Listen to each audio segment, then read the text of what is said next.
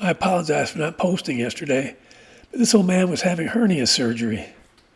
It totally sucks.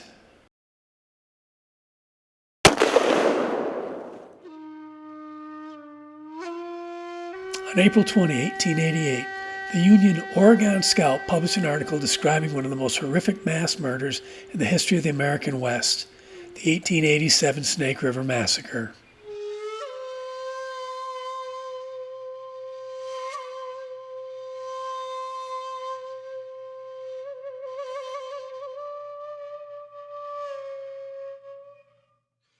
In May 1887, what is now known as Chinese Massacre Cove, as many as 34 Chinese gold miners were ambushed and murdered by a white gang of horse thieves and schoolboys from Wallowa County, Oregon. The Chinese miners' campsite was in an incredibly remote area, accessible only by boat, as the laborers not only hoped to earn money mining flour gold, but also escape the anti-Chinese sentiment of the time.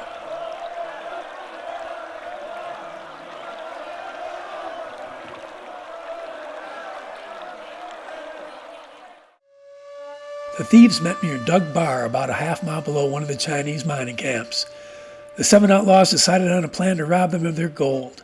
They snuck up on the mining camp, laid an ambush, and proceeded to fire at the miners, killing them one by one as they tried to run away.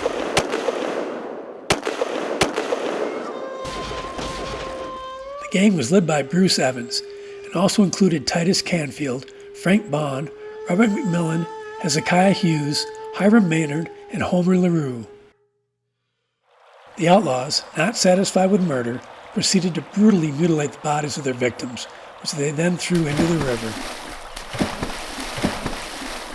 According to the deathbed account of one of the participants, the killing spree continued the next day. 8 more Chinese miners arrived at the camp and were murdered in a similar manner. The killers then traveled by boat to another Chinese camp and murdered 13 more miners. They stole the flour gold that the Chinese laborers had mined and burned the camp and equipment.